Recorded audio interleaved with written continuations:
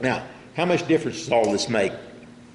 Well, if we just take the factors that we can well quantify, and there are a lot of important factors we can't, but if we take just those that we can put a pretty good number on and allowing for structural integrity and perfect flight in every error, what it implies is that we can at least triple the penetration of an error.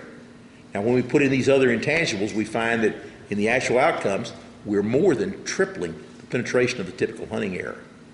So it's amazing how much penetration gain you can get by putting the various factors in combination.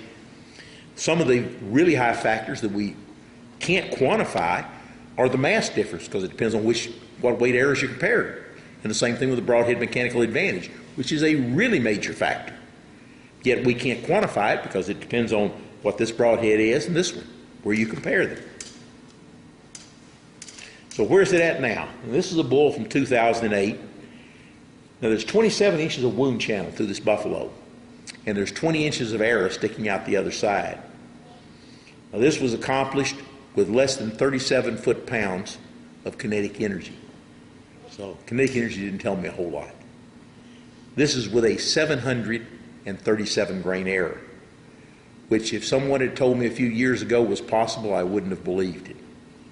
At that point, I'd shot a number of buffalo already, and no one would ever have been able to convince me that you could take a 737 grain error, and come out the other side of a buffalo.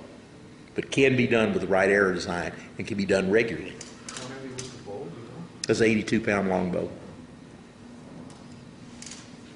So think of what that arrow did to get there. It went through an inch of some of the most fibrous hides you've ever seen, about 3 inches of meat and fascia and sinew, through about a ½ inch of heavy bone, through a foot or more of lung tissue, another ½ inch of heavy bone, 3 more inches of meat, fascia and sinew, and another inch of that tough fibrous hide, just to get out the buffalo.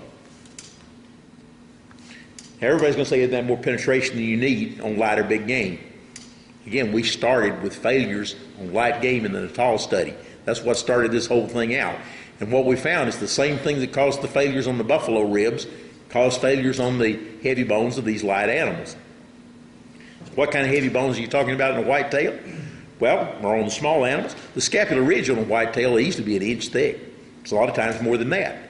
The head of the scapula is going to be more than an inch thick on most whitetails. The shoulder ball joint, even on a small whitetail, is going to be 1.5 inches in diameter. On a big one, it can go up close to 2.5 inches, 2 1/4, in that range. A spinal hit, particularly lengthwise, like Harold hit his deer, that's going to require several inches of bone penetration. If you're shooting down at an angle out of a tree stand and you hit the ribs high, you're going to have to penetrate about 1/2 inch of rib on a whitetail to be able to get into the thorax, and you've got to do it without skidding off the surface, which is very curved on that upper surface of the ribs. So skip angle becomes an important factor again in there.